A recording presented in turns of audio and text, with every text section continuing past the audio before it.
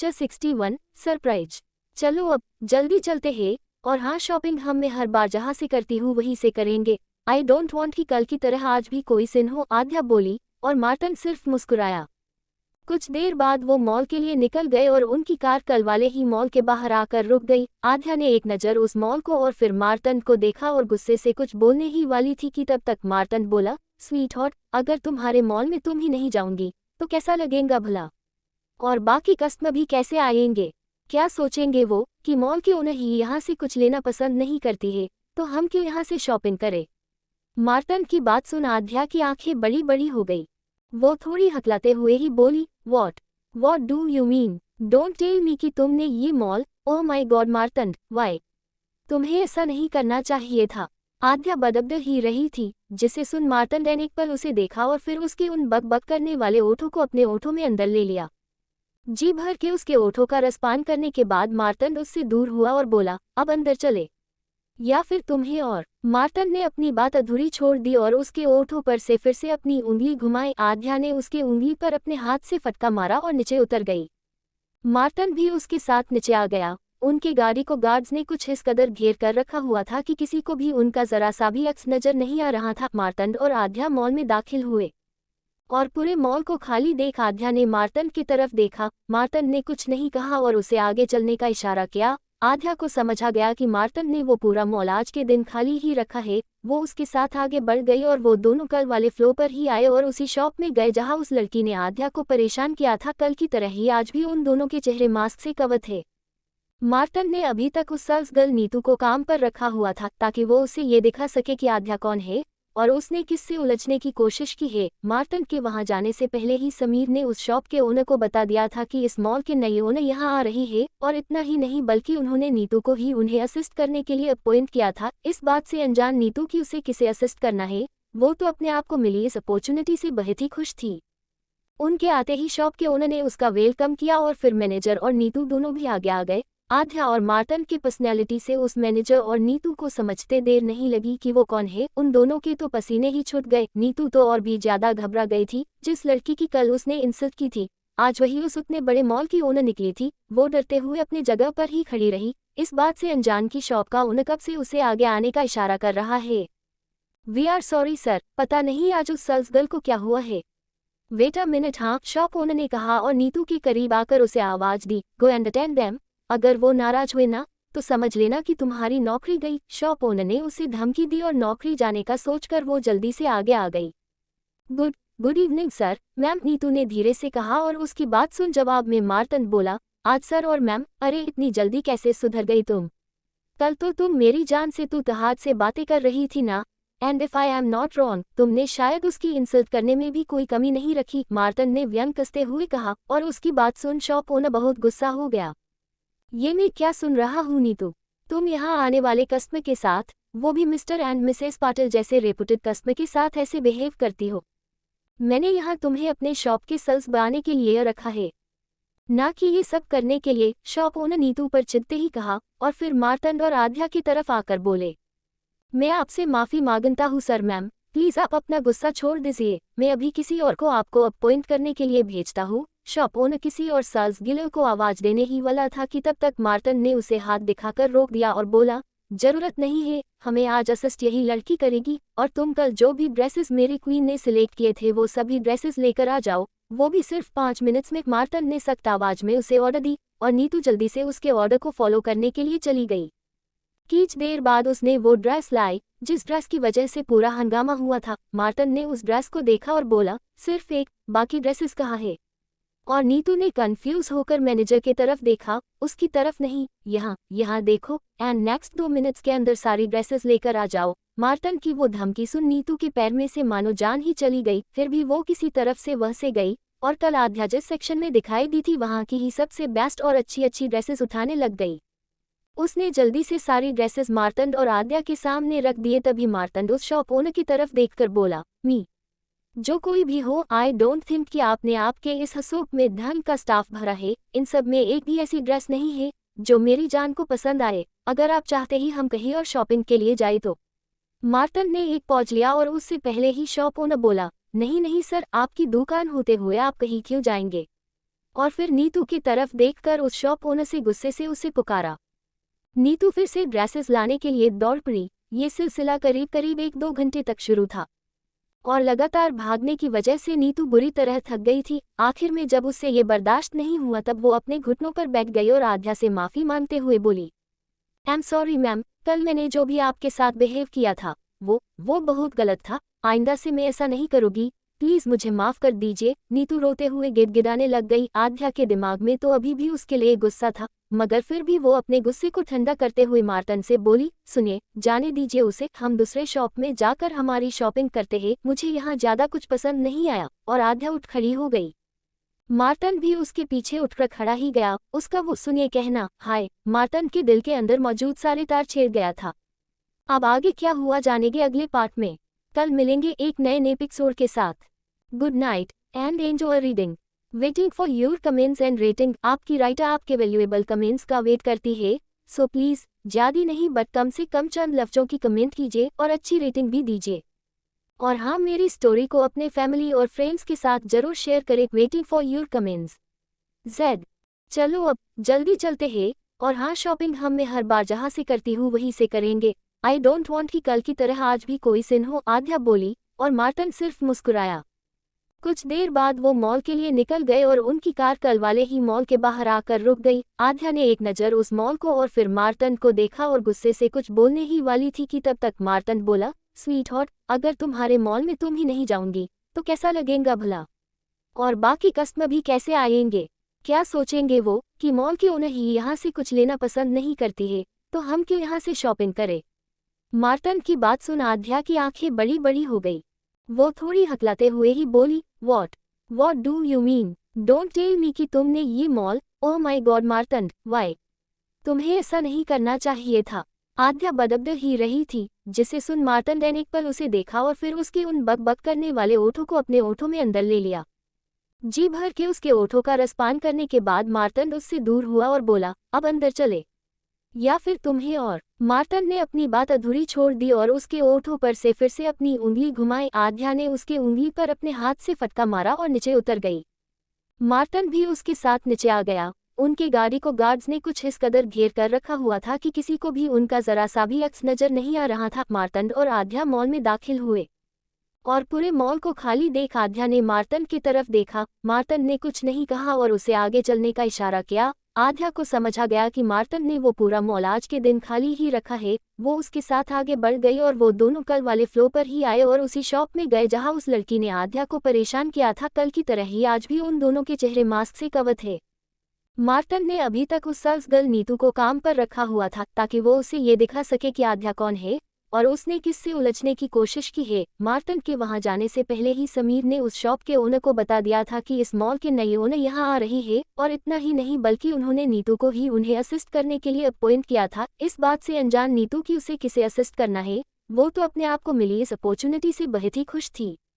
उनके आते ही शॉप के ओनर ने उसका वेलकम किया और फिर मैनेजर और नीतू दोनों भी आगे आ गए। आध्या और मार्तन की पर्सनैलिटी से उस मैनेजर और नीतू को समझते देर नहीं लगी कि वो कौन है। उन दोनों के तो पसीने ही छूट गए। नीतू तो और भी ज्यादा घबरा गई थी। जिस लड़की की कल उसने इंसल्ट की थी आज वही उस उतने बड़े मॉल की ओनर निकली थी। वो डरते हुए अपनी जगह पर ही खड़ी रही, इस बात से अनजान की शॉप का ओनर कब से उसे आगे आने का इशारा कर रहा है। वी आर सॉरी सर, पता नहीं आज उस सेल्स गर्ल को क्या हुआ है। वेट अ मिनट, हाँ, शॉप ओनर ने कहा और नीतू के करीब आकर उसे आवाज दी, गो एंड अटेंड देम। अगर वो नाराज हुए ना तो समझ लेना कि तुम्हारी नौकरी गई। शॉप ओनर ने उसे धमकी दी और नौकरी जाने का सोचकर वो जल्दी से आगे आ गई। Good evening sir, ma'am, Neetu ने धीरे से कहा और उसकी बात सुन जवाब में मार्तन बोला, आज सर और मैम, अरे इतनी जल्दी कैसे सुधर गई तुम? कल तो तुम मेरी जान से तू तहात से बातें कर रही थी ना, and if I am not wrong तुमने शायद उसकी इंसल्ट करने में भी कोई कमी नहीं रखी, मार्तन ने व्यंग कसते हुए कहा। और उसकी बात सुन शॉप ओनर बहुत गुस्सा हो गया। ये मैं क्या सुन रहा हूँ नीतू, तुम यहाँ आने वाले कस्टमर के साथ, वो भी मिस्टर एंड मिसेस पाटिल जैसे रेपुटेड कस्टमर के साथ ऐसे बिहेव करती हो? मैंने यहाँ तुम्हें अपने शॉप के सेल्स बढ़ाने के लिए रखा है, ना कि ये सब करने के लिए। शॉप ओनर नीतू पर चिढ़ते ही कहा और फिर मार्तन और आध्या की तरफ आकर बोले, मैं आपसे माफ़ी मांगता हूँ सर, मैम, प्लीज़ आप अपना गुस्सा छोड़ दीजिए। मैं अभी किसी और को आपको अपॉइंट करने के लिए भेजता हूँ शॉप ओनर किसी और सेल्स गिलर को आवाज देने ही वाला था कि तब तक मार्टन ने उसे हाथ दिखाकर रोक दिया और बोला, जरूरत नहीं है, हमें आज असिस्ट यही लड़की करेगी, और तुम कल जो भी ड्रेसेस मेरी क्वीन ने सिलेक्ट किए थे वो सभी ड्रेसेस लेकर आ जाओ, वो भी सिर्फ 5 मिनट्स में। मार्टन ने सख्त आवाज में उसे ऑर्डर दी और नीतू जल्दी से उसके ऑर्डर को फॉलो करने के लिए चली गई। कुछ देर बाद उसने वो ड्रेस लाई जिस ड्रेस की वजह से पूरा हंगामा हुआ था। मार्टन ने उस ड्रेस को देखा और बोला, सिर्फ एक, बाकी ड्रेसेस कहाँ है? और नीतू ने कंफ्यूज होकर मैनेजर की तरफ देखा, उसकी तरफ नहीं, यहाँ देखो, एंड नेक्स्ट 2 मिनट्स के अंदर सारी ड्रेसेस लेकर आ जाओ। मार्टन की वो धमकी सुन नीतू के पैर में से मानो जान ही चली गई। फिर भी वो किसी तरफ से वह से गई और कल आध्या जिस सेक्शन में दिखाई दी थी वहाँ की ही सबसे बेस्ट और अच्छी ड्रेसेस उठाने लग गई। उसने जल्दी से सारी ड्रेसेस मार्तंड और आद्या के सामने रख दिए। तभी मार्तंड उस शॉप ओनर की तरफ देखकर बोला, मी, जो कोई भी हो, आई डोंट थिंक कि आपने आपके इस हसूक में धन का स्टाफ भरा है। इन सब में एक भी ऐसी ड्रेस नहीं है जो मेरी जान को पसंद आए। अगर आप चाहते ही हम कहीं और शॉपिंग के लिए जाए तो। मार्तंड ने एक पॉज लिया और उससे पहले ही शॉप ओनर बोला, नहीं सर, आपकी दुकान होते हुए आप कहीं क्यों जाएंगे? और फिर नीतू की तरफ देखकर उस शॉप ओनर से गुस्से से उसे पुकारा। नीतू फिर से ड्रेसेस लाने के लिए दौड़ पड़ी। ये सिलसिला करीब 1-2 घंटे तक शुरू था और लगातार भागने की वजह से नीतू बुरी तरह थक गई थी। आखिर में जब उससे ये बर्दाश्त नहीं हुआ तब वो अपने घुटनों पर बैठ गई और आध्या से माफी मांगते हुए बोली, आई एम सॉरी मैम, कल मैंने जो भी आपके साथ बिहेव किया था वो बहुत गलत था। आइंदा से मैं ऐसा नहीं करूँगी, प्लीज मुझे माफ कर दीजिए। नीतू रोते हुए गिड़गिड़ाने लग गई। आध्या के दिमाग में तो अभी भी उसके लिए गुस्सा था, मगर फिर भी वो अपने गुस्से को ठंडा करते हुए मार्टन से बोली, सुनिए, जाने दीजिए उसे, हम दूसरे शॉप में जाकर हमारी शॉपिंग करते हैं, मुझे यहाँ ज्यादा कुछ पसंद नहीं आया। और आध्या उठ खड़ी हो गई। मार्टन भी उसके पीछे उठकर खड़ा ही गया। उसका वो सुनिए कहना, हाय, मार्टन के दिल के अंदर मौजूद सारे तार छेड़ गया था। अब आगे क्या हुआ जानेंगे अगले पार्ट में। 62 सरप्राइज 2। तभी राघव की बाथरूम के अंदर से बोला, बच्चा, सिर्फ तुम और मैं ही है घर पर, इसीलिए बिना झिझक के हुए उसे पहन लो। अगर तुमने उसे नहीं पहना तो मैं समझूंगा कि मैंने अभी तक तुम्हारा भरोसा नहीं जीता है। राघव की बात सुन सिया को बहुत बुरा लगा और उसने मन बना लिया कि वो उस ड्रेस को जरूर पहनूंगी। जितना भरोसा राघव ने उसका जीता था ना, उतना भरोसा तो वो अपने सगे पेरेंट्स पर भी नहीं करती थी। और बाकी तीनों, वो सब भी कहाँ पीछे थे। जिस तरह उसके भाई शशांक के साथ वो कंफर्टेबल थी, उससे कई ज्यादा वो इन तीनों के साथ, स्पेशली कृष्णा के साथ थी। उसे शॉर्ट्स पहनने की आदत थी, घर में वो वही पहना करती थी, सो उसने अपना मन भी उन्हें पहनने का बना लिया। और राघव बाथरूम में ही ये देखकर उसने जल्दी से चेंज कर दिया। हाय, इतने दिनों बाद उसने साड़ी छोड़कर कुछ पहना था और उसे कितना हल्का महसूस हो रहा था, ये बात उसके चेहरे पर साफ साफ नजर आ रही थी। उसने गहरी सांस छोड़ी और अपने आप को शीशे में निहारने लगी। क्रीम कलर का पांडा प्रिंटेड हॉफ स्लीव्स का टी शर्ट और उस पर थाई तक की वो शॉर्ट्स, सिया कितनी प्यारी लग रही थी उसमें, बिल्कुल किसी बच्ची की तरह। अपने आप को महीनों बाद अपने पुराने लुक में देख वो बहुत ही खुश हो गई और उसी खुशी में इधर उधर घूम घूम कर वो अपने आप को देखने लग गई। राघव ने बाथरूम के दरवाजे पर नॉक किया और अंदर से बोला, सिया, क्या तुम यही हो? सिया उसकी आवाज सुन होश में आ गई और बोली, जी हाँ, कुछ काम था क्या? सिया को लगा शायद वो कुछ भूल गया हो या फिर कुछ और, बस इसी वजह से उसने उससे पूछा कि उसे कुछ काम था क्या, और वो जल्दी से बाथरूम के दरवाजे के पास आ गई। नहीं, बस पूछना था कि अगर तुमने चेंज कर लिया हो तो क्या मैं बाहर आ जाऊं?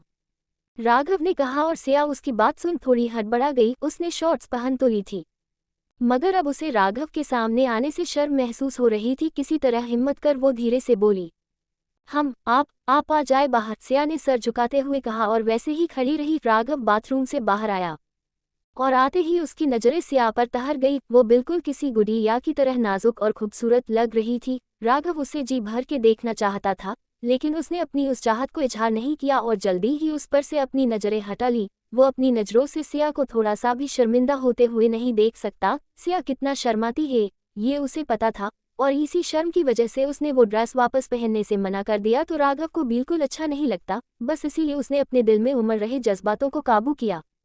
सिया अब भी अपने दोनों हाथ एक दूसरे में उलझाते हुए सर झुकाए खड़ी थी। राघव उसके ओआज आया और उसके चेहरे को ऊपर कर बोला, बहुत प्यारी लग रही हो, बिल्कुल डॉल की तरह। राघव की बात सुन सिया ने अपना चेहरा ऊपर किया और उसके तरफ चमकती आंखों से देखते हुए बोली, सच्ची? और राघव ने मुस्कुराते हुए हाँ में सर हिलाया। सिया के ओठों पर भी एक बेहद अच्छी मुस्कान बिखेर गई। मैं आप बाहर आ जाओ, मैं ब्रेकफास्ट लगाती हूँ। सिया शर्म से बाहर भाग गई और राघव की मुस्कान और बढ़ गई। उसने जल्दी से अपने बाल सुखाए और बाहर आ गया।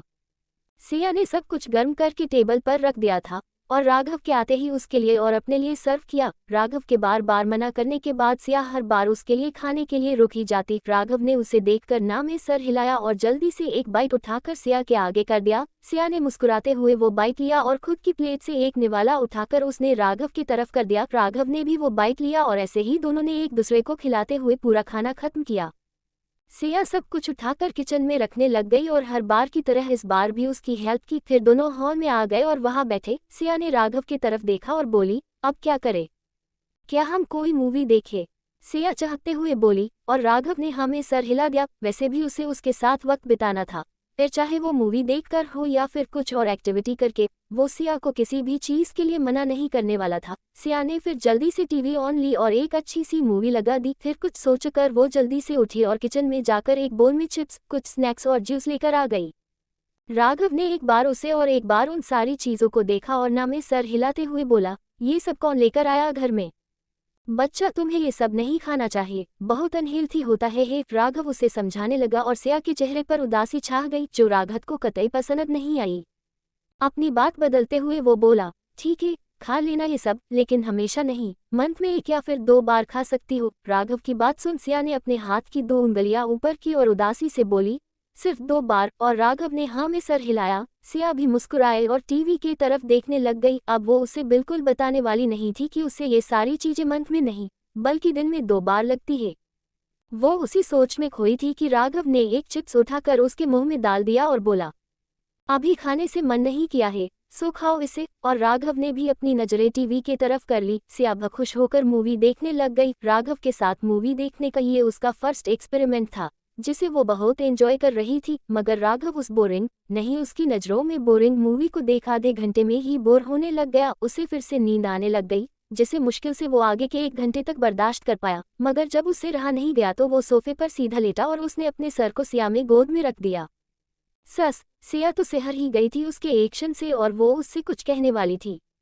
उससे पहले ही राघव बोला, प्लीज ना बच्चा, बस कुछ देर लेटने दो। राघव ने रिक्वेस्ट करते हुए कहा और अगले ही पल सिया ने उसका सर अच्छे से अपनी गोद में एडजस्ट किया। अपने हाथों को उसके बालों में घुमाते हुए वो उसे कदल करने लग गई, जिससे राघव सच में काफी रिलैक्स फील करने लग गया। उसने सुकून से अपनी आंखें बंद कर ली और सिया को फील करने लगा। सिया अभी उसे कदल करते हुए उसके लुक्स को अपने नजरों से पी रही थी। राघव को उसकी नजरें अपने ऊपर महसूस हो रही थी, मगर उसने ना तो अपनी आंखें खोली और ना ही सिया से कुछ कहा। पूरी दुनिया से बेखबर होकर वो दोनों एक दूसरे के साथ को महसूस कर रहे थे। वो एक दूसरे में इतना खोए हुए थे कि उन्हें एहसास ही नहीं हुआ कि कब किसी ने घर का दरवाजा खोल दिया और वो अंदर दाखिल भी हो गए। उन दोनों को देख उन अंदर आए हुए लोगों की आंखें हैरानी से बड़ी हो गई और उन्हें उतनी ही खुशी भी महसूस हुई। उनमें से एक ने जल्दी जल्दी उन दोनों की 3-4 फोटोज खींच ली और फिर एक दूसरे को इशारा किया।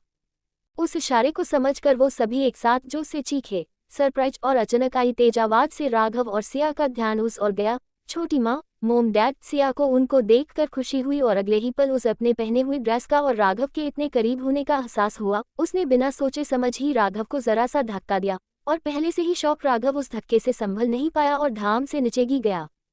उसके नीचे गिरते ही राज, अक्षय और कृष्णा जोर जोर से हंसने लग गए और छोटी माँ ने भी किसी तरह से अपनी हंसी कंट्रोल की। सिया ने एक बार उन सबको और फिर राघव को देखा और जल्दी से उसे हाथ देकर उठा दिया। राघव उसे घूरने लग गया और सिया ने रोती शक्ल बना दी। सिया, ये कैसे ड्रेस पहनी है तुमने? मोम ने जानबूझकर थोड़ा गुस्से का आव लाते हुए कहा और सिया अगले ही पल राघव के पीछे छिप गई। वो रोती आवाज में ही बोली, सॉरी मोम, लेकिन सच्ची माने ने ये शॉर्ट्स आज ही पहनी है, वो भी इनके जिद करने पर, नहीं तो मैं साड़ी ही पहनती थी। सिया ने उसके पीछे से चेहरा थोड़ा बाहर निकालकर आईटीनी ज्यादा मासूमियत से कहा कि मोम को उसे नकली गुस्सा करने का प्लान वही रिजेक्ट करना पड़ा। वो प्यार से बोली, मुझे पता है सिया, और मैं गुस्सा होने का नाटक कर रही थी। चलो अब बाहर आ जाओ, जरा देखूं तो सही हमारी सिया कैसे लगती है ऐसे कपड़ों में। मोम ने जैसे ही कहा वैसे ही सिया ने राहत की सांस ली और थोड़ा सा बाहर आ गई। सबके सामने इतने छोटे कपड़ों में आना उसे अजीब लग रहा था, मगर राघव ने उसे सपोर्ट किया और धीरे से उसके कान में बोला, डोंट वरी, तुम्हें कोई कुछ नहीं कहेगा, सो रिलैक्स और जाओ उनसे मिलो। राघव की बात सुन सिया में होदी बहुत हिम्मत आ गई और उसने आगे बढ़कर पहले झुककर उन तीनों का आशीर्वाद ले लिया। आप सब बैठो ना, मैं अभी आपके लिए पानी लेकर आती हूँ, सिया ने कहा और जल्दी से किचन में भाग भी गई। उसने जल्दी से पानी के ग्लास भरे और चाय के लिए दूध गर्म होने के लिए रख भी दिया। उसे पता था बाहर से आने के बाद पहले सर से चाय कॉफी राज अक्षय के लिए आया रिश्ता। सिया ये कैसे ड्रेस पहनी है तुमने? मोम ने जानबूझकर थोड़ा गुस्से का आव लाते हुए कहा और सिया अगले ही पल राघव के पीछे छिप गई। वो रोती आवाज में ही बोली, सॉरी मोम, लेकिन सच्ची माने ने ये शॉर्ट्स आज ही पहनी है, वो भी इनके जिद करने पर, नहीं तो मैं साड़ी ही पहनती थी। सिया ने उसके पीछे से चेहरा थोड़ा बाहर निकालकर आईटीनी ज्यादा मासूमियत से कहा कि मोम को उसे नकली गुस्सा करने का प्लान वही रिजेक्ट करना पड़ा। वो प्यार से बोली, मुझे पता है सिया, और मैं गुस्सा होने का नाटक कर रही थी। चलो अब बाहर आ जाओ, जरा देखूं तो सही हमारी सिया कैसे लगती है ऐसे कपड़ों में। मोम ने जैसे ही कहा वैसे ही सिया ने राहत की सांस ली और थोड़ा सा बाहर आ गई। सबके सामने इतने छोटे कपड़ों में आना उसे अजीब लग रहा था, मगर राघव ने उसे सपोर्ट किया और धीरे से उसके कान में बोला, डोंट वरी, तुम्हें कोई कुछ नहीं कहेगा, सो रिलैक्स और जाओ उनसे मिलो। राघव की बात सुन सिया में होदी बहुत हिम्मत आ गई और उसने आगे बढ़कर पहले झुककर उन तीनों का आशीर्वाद ले लिया। आप सब बैठो ना, मैं अभी आपके लिए पानी लेकर आती हूँ, सिया ने कहा और जल्दी से किचन में भाग भी गई। उसने जल्दी से पानी के ग्लास भरे और चाय के लिए दूध गर्म होने के लिए रख भी दिया। उसे पता था बाहर से आने के बाद पहले सबको चाय कॉफी लगती थी। सिया ने सबको पानी दिया और वापस किचन में आकर चाय बनाने लग गई। साथ ही में उसने कुछ स्नैक्स भी सबके खाने के लिए निकाले और फिर चाय बनने के बाद सब कुछ लेकर बाहर आ गई। उसने सबको चाय दी और उनसे बातें करने लग गई। डैड ने चाय की एक चुस्की ली और बोले, आहा, सिया बेटा, तुम्हें पता है मैंने जितनी भी बार वहाँ चाय पीना, उतनी ही बार मैंने तुम्हारे हाथ की चाय मिस की है। तुम्हारी हाथ के चाय की तो बात ही कुछ और है, डैड ने तारीफ करते हुए कहा और अपनी तारीफ सुन सिया को बहुत ही अच्छा लगा। छोटी माँ भी फिर बोली, सिर्फ चाय ही नहीं बल्कि तुम्हारे हाथों की बनी हर एक चीज, सच में हमारी सिया सर्वगुण संपन्न है। और मोम ने मुस्कुराते हुए हाँ में सर हिलाया और फिर कुछ सोचकर बोली, हमारी छोटी बहू तो हमें बहुत अच्छी मिली है, बस अब बाकी तीनों बहुएं भी अच्छी मिल जाए। कहकर उन्होंने डैड की तरफ इशारा किया और बोलने के लिए कहा। उनका इशारा समझकर डैड ने राज की तरफ देखा और बोले, राज, हमें तुमसे, सिर्फ तुमसे ही नहीं अक्ष, तुमसे भी कुछ बात करनी थी। हाँ डैड कहिए ना, राज नासमझी से बोला। उस समझ नहीं आ रहा था कि हर बार बेझिझक उससे हर एक बात करने वाले उसके डैड अब झिझक क्यों रहे थे।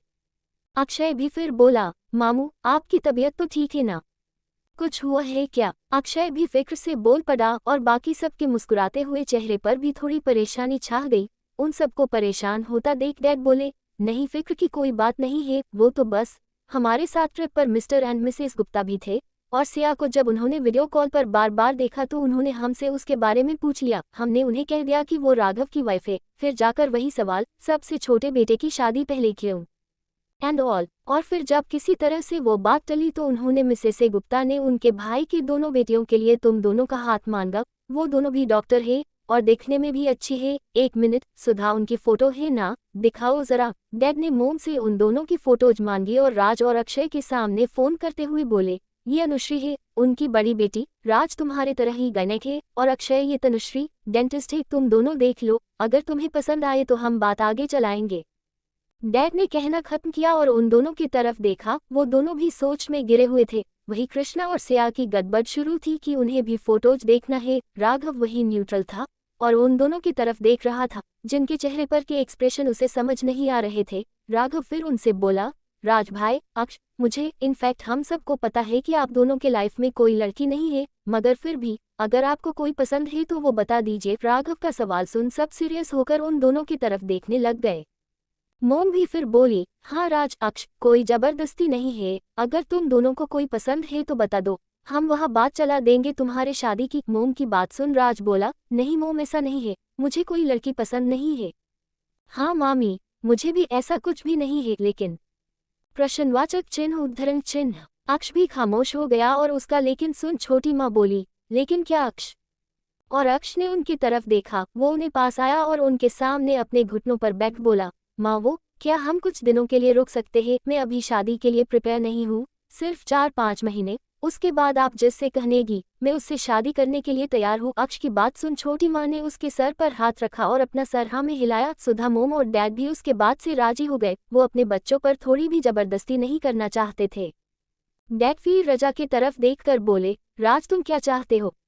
और राज ने उनकी तरफ देखा। वो उन्हीं से सवाल करते हुए बोला, डैड क्या आप चाहते हो कि मेरी इस लड़की से शादी हो जाए? मोम, छोटी मोम, क्या आपको ये लड़की पसंद आई है? राज का सवाल सुन डैड बोले, राज, हमारी पसंद से ज्यादा तुम्हारी पसंद मायने रखती है, और सिर्फ तुम्हारी ही नहीं, अनुश्री की भी। अगर तुम दोनों को लगा कि तुम एक दूसरे के साथ अपनी जिंदगी गुजार सकते हो तो हमें कोई प्रॉब्लम नहीं है। अक्ष, तुम भी सुन लो बेटा, अगर तुम्हें तनुश्री पसंद आई तभी तुम हाँ कहना, कोई जबरदस्ती नहीं है, हमें सिर्फ तुम सबकी खुशियाँ चाहिए। डैड की बात सुन सबके चेहरे पर बड़ी वाली स्माइल आ गई। राज भी मुस्कुराते हुए बोला, डैड 1-2 मंथ्स रुके, उसके बाद मैं उस लड़की से मिल लूंगा और फिर आगे का आगे देखेंगे। राज की बात सुन अक्ष भी बोला, ये भी ठीक है मामू, इफ पॉसिबल मैं भी राज भाई के साथ ही तनुश्री से मिल लूंगा एंड देन डिसाइड करूंगा कि हमें आगे बढ़ना चाहिए या नहीं। और अक्ष की बात भी उन्हें खुश कर गई। सिया जो इतनी देर से सब सुन रही थी, वो सबका बोलना खत्म होने के बाद बोली, जब आप दोनों का डिसाइड होगा तब होगा, अब मुझे जरा मेरी होने वाली भाभी को फोटो देखने दीजिए। मोम दिखाइए ना मुझे फोटो, सिया ने खुश होते हुए कहा और मोम ने मुस्कुराकर फोन उसके सामने कर दिया। सिया वो फोन ले पाती उससे पहले ही कृष्णा ने जल्दी से वो फोन ले लिया और बोला, छूटन की, तुम्हारा नंबर बाद में, पहले मुझे देखने दो। और वो फोटोज देखने ही वाला था कि सिया ने उसके हाथ से मोबाइल ले लिया। वो गुस्से से उससे बोली, भाइयों, पहले मैंने फोन मांगा था तो मैं ही देखूंगी, फिर आप बाद में देख लेना। और सिया ने वो मोबाइल का अनलॉक बटन प्रेस ही किया था कि कृष्णा ने फिर से एक बार उसके हाथ से फोन छीन लिया। भाइयों, क्या कर रहे हो आप दो इधर? फोन। सिया उसके तरफ से फोन लेने को हुई मगर कृष्णा जल्दी से जंप करके उससे दूर हुआ और सोफे के दूसरे ओर चला गया। भाइयों, सिया तो गुस्से से ही चीखी और उसके पीछे भागने लगी फोन लेने के लिए। उन दोनों की होती लड़ाई वैसे तो सुधा, मोम, डैड और छोटी माँ के कानों पर आई थी, मगर अब जब उन्होंने उसे लाइव होता देखा तब वो अपनी हंसी नहीं रोक पाए और भागते हुए दोनों को देखने लग गए। कृष्णा उसे चिढ़ाते हुए भाग रहा था और सिया उसके पीछे मोबाइल लेने के लिए भाग रही थी। उन दोनों की आवाज से पूरा घर गूंज उठा था, जिसे सुनकर उन तीनों के कान तृप्त हो गए। जिम्मेदारियों के चलते उन्होंने अपने बच्चों का ऐसा बचपन देखा ही नहीं था और न ही उनके बच्चों ने अपना बचपन पूरी तरह से जिया था। वो हर वक्त पढ़ाई में लगे रहते, इसलिए ऐसे मस्ती करना तो उनसे रह ही गया था, जो अब सिया के आने से पूरा हो रहा था। उनकी नजरें उन दोनों को चीयर करते राज और अक्ष पर गई और फिर राघव के मुस्कुराते चेहरे पर गई और बस उन्हें बहुत ही सुकून महसूस हुआ। उन्होंने सिया को भर भर के दुआ दी, इतनी सारी खुशियां उन्हें के घर में लाने के लिए। आप बहुत बुरे हो। सिया काफी थक गई थी और अब उससे भागना नहीं हो रहा था, तो वो पैर पटकते हुए आ गई और राघव के पास बैठ गई और राघव ने जल्दी से अपना रुमाल निकालकर उसके माथे पर आया पसीना पोंछा। सिया ने रोनी सूरत करते हुए कृष्णा की कमोलेंत राघव की तरफ करते हुए बोली, देखिए ना भैयू कैसे परेशान कर रहे हैं मुझे, आप डांट लगाओ उन्हें। और उसकी बात सुन सब अपना मुंह छिपाकर हंसने लग गए।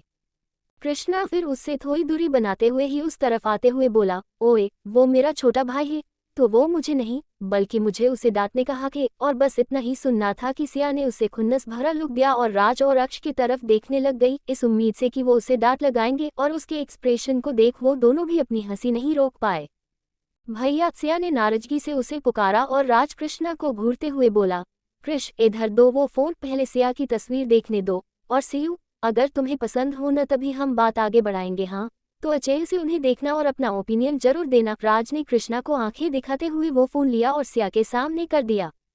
सिया ने जल्दी से पहली तस्वीर ओपन की और छोटी माँ बोली, ये अनुश्री है। और उनका इतना ही कहना सिया ने मुस्कुराते हुए राज की तरफ देखा और हाँ में सर हिलाते हुए बोली, भैया ये खूबसूरत है, बहुत ज्यादा खूबसूरत है। सिया ने चाहते हुए कहा, उसे अनुश्री काफी अच्छी लगी थी। तभी उसके पीछे से वो तस्वीर देख रहा कृष्णा बोला, हम अच्छी तो है लेकिन तुमसे ज्यादा नहीं सियुटी। और सिया को समझते देर नहीं लगी कि कृष्णा उसे मनाने के हिसाब से उसकी तारीफ कर रहा है। उसने उसकी तरफ देखकर मुंह बनाया और फिर दूसरी तस्वीर ओपन की। तनुश्री भी काफी अच्छी थी, वो दोनों बहनें काफी हद तक एक जैसी ही दिखती थी और सिया ने उसे भी ग्रीन सिग्नल दे दिया।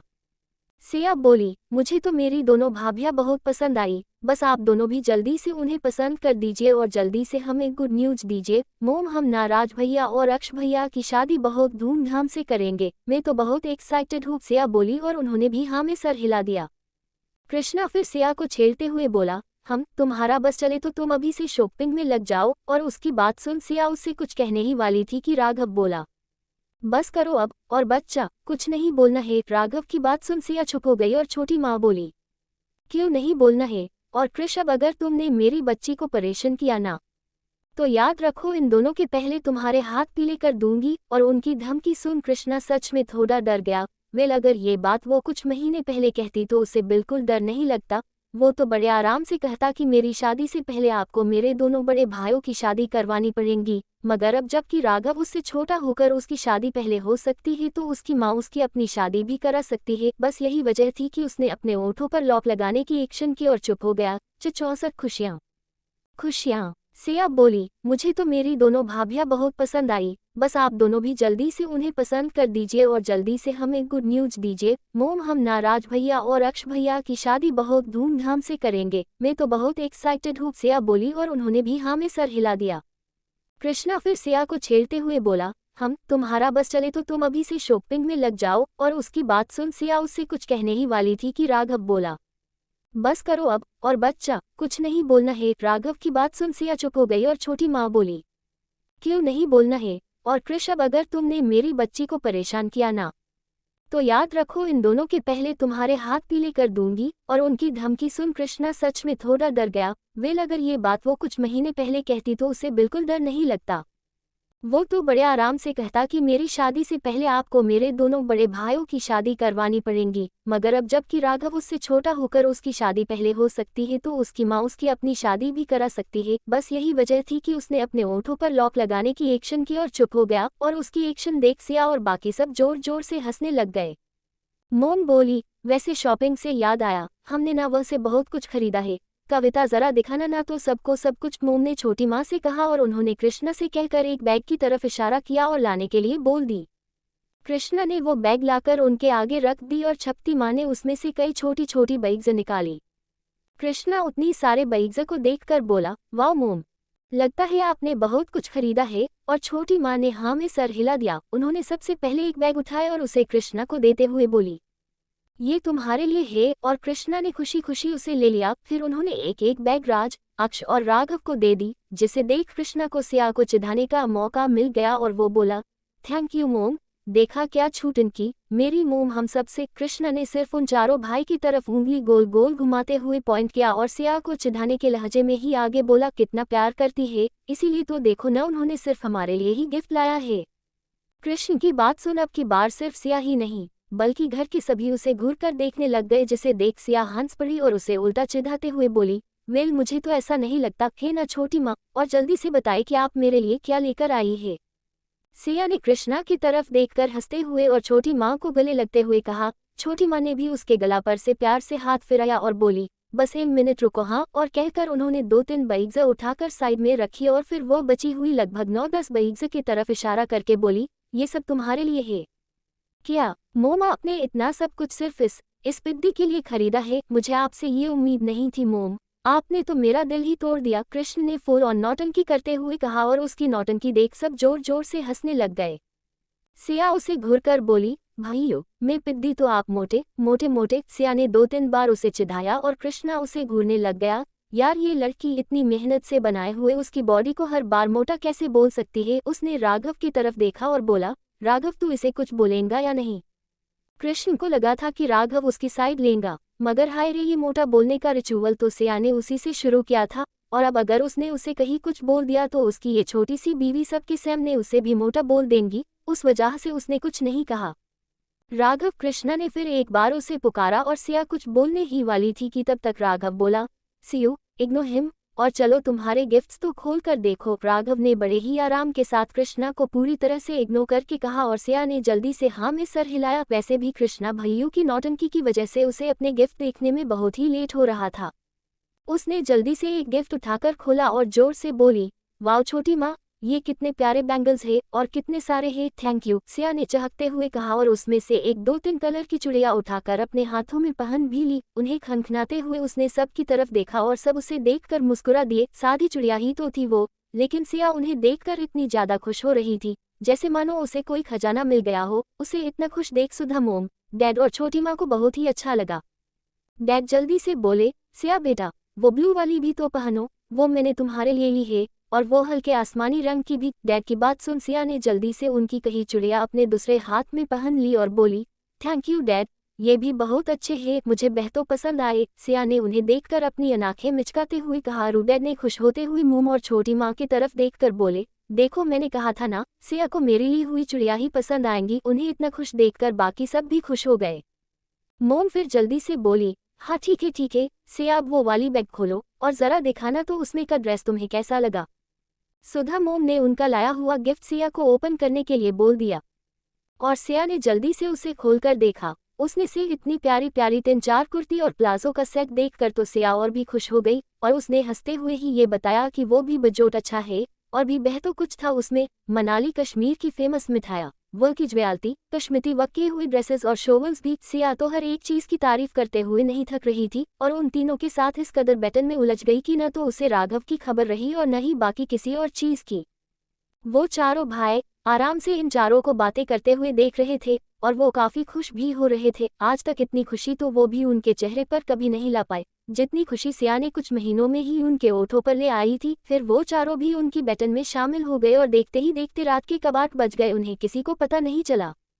शिट 8 बज गए, मोम में न जल्दी से खाना बनाती हूँ, आप सब न आराम करो। और सिया कहकर उठी और किचन में जाने लग गई। तभी राज बोला, रहने दो सीयू डैड, हम बाहर होटल में चलते हैं डिनर के लिए। और डैड हाँ कह पाते उससे पहले ही सिया बोली, नहीं भाई, हम बाहर नहीं जाएंगे और ना ही बाहर का खाना ऑर्डर करेंगे। वो तीनों इतने दिनों से बाहर का ही तो खाना खा रहे थे, फिर आज भी खाना बाहर से ऑर्डर करना सही नहीं है। आप सब बैठो, मैं 1 घंटे के अंदर सब कुछ तैयार करती हूँ, सिया ने जल्दी से कहा और उतनी ही जल्दी किचन में चली भी गई। उसके जाते ही कृष्णा बोला, मामी सिया की शादी राघव से करवाना ये सबसे बेस्ट डिसीजन था। वो बहुत बहुत प्यारी है और उतनी ही अच्छी भी। और उसकी बात सुन सुधा मोम को भी अपनी पसंद पर गर्व हुआ। उनके तीनों बेटे सिया की तारीफ करते नहीं थक रहे थे और राघव उसके चेहरे पर जो सुकून था ना, उसे देख उन तीनों पेरेंट्स को बहुत ही अच्छा लगा। उन तीनों ने दिल ही दिल सिया के लिए भगवान से थैंक यू कहा और ये भी दुआ की कि उनके बाकी तीनों बेटों की भी सिया जैसी ही हमसफर मिले। मगर क्या सच में क्या उनकी ये दुआ कबूल होने वाली थी, या फिर कुछ ऐसा होने वाला था कि जिस वजह से उनका हंस खेलता घर परिवार बिखर जाएगा? ये तो आने वाला वक्त ही बताने वाला था। ऐसे ही दिल हंसले खेलते बीत रहे थे। सिया ने अपनी अच्छाई से सबके दिल में ऐसी जगह बना ली थी कि जिसे चाहकर भी कोई मिटा नहीं सकता था। राघव और सिया का रिश्ता भी आगे बढ़ रहा था। हाँ, राघव ने अब तक उसे पूरी तरह से अपना नहीं बनाया था, मगर उस बात की उसे जल्दी भी नहीं थी। सिया की कम उम्र की वजह से वो उनके बीच के उस वाले रिलेशन के लिए और कुछ महीने रुकने ही वाला था। इस बीच वो उसकी डाइट पर भी पीर ध्यान दे रहा था ताकि सिया फिजिकली थोड़ी और स्ट्रॉन्ग हो सके। सिया और कृष्णा का बॉन्ड भी काफी अच्छा बन गया था, इतना अच्छा कि बिना झगड़े दोनों का एक भी दिन नहीं गुजरता था। और इन दोनों की लड़ाइयों को सुलझाते सुलझाते सब ने अपने सर पर हाथ मार दिया था। क्या करते बेचारे, किसी एक की साइड लेने जाओ तो दूसरे को उसी वक्त पहले वाले के लिए सिंपथी तैयार हो जाती। सिया तो कृष्णा को कुछ कहने ही नहीं देती थी, पहले खुद ही आकार उसकी कंप्लेंट करती और फिर उसे कृष्णा को डांट पड़ने लग जाती, तभी खुद उसकी साइड लेकर उसे बचा भी लेती। इस वजह से सब ने तय कर लिया था कि कुछ भी हो जाए वो इनके बीच बोलने ही नहीं वाले। बीच बीच में होटल्स, शॉपिंग, राघव सिया की डेट्स, मूवी प्लान या फिर ऐसे ही कभी भी पानी पूरी खाने जाना या फिर आइसक्रीम खाने जाना, छोटी बड़ी पार्टीज तो होती ही रहती। पानी पूरी खाने के बाद राघव का मुंह बिल्कुल उन पुरियों की तरह ही फूल जाता और उसे मनाते मानते सिया हर बार अपने आप से प्रोमिस करती कि वो अगली बार पानी पूरी खाने नहीं जाएंगी। मगर अफसोस ये प्रोमिस पता नहीं कैसे पानी पूरी या फिर चाट का नाम सुनते ही उसके जहन से निकल जाता एंड अगेन वही राघव को मनाने की प्रोसेस पूरी करनी पड़ती। इन शॉर्ट सब ठीक था, ठीक नहीं बल्कि बहुत अच्छा चल रहा था। छोटी माँ, मोम, डैड भी सिया से बहुत बहुत खुश थे। वो उन्हें गलती निकालने का एक भी मौका नहीं देती थी और सब कुछ इतने अच्छे से संभालती थी कि उन्हें यकीन करना मुश्किल जाता कि वाकई में सिया उम्र में इतनी छोटी है। सीयू, पैकिंग हो गई क्या? जरा ना संभल कर जाना और हाँ, अपना ध्यान रखना, पानी में ज्यादा नहीं जाना और ना वक्त से सब खाना। हाँ बेटा, छोटी माँ ने अंदर आते हुए उससे एक एक इंस्ट्रक्शन दी और सिया ने मुस्कुराते हुए हाँ में सर हिलाया। वो चारों भाई, सिया और उसके सभी दोस्त अलीबाग पिकनिक के लिए जा रहे थे। वे प्लान सिया के दोस्तों का था और जब उन्होंने सिया के साथ शेयर किया तब सिया ने खुश होते हुए राघव को बता दिया और उसके चेहरे पर की खुशी देख राघव उसे मना कैसे कर पाता भला। उसने सबसे पहले सिया के फ्रेंड्स को कॉल किया और उनसे पूछा कि क्या वो इस ट्रिप को ज्वाइन कर सकते हैं। सिया के सभी फ्रेंड्स खुशी खुशी मान गए और जब राघव ने सिया से ये कहा तो वो उछलते हुए ही बाहर गई और सबको बता दिया कि वो सब भी अलीबाग जा रहे थे।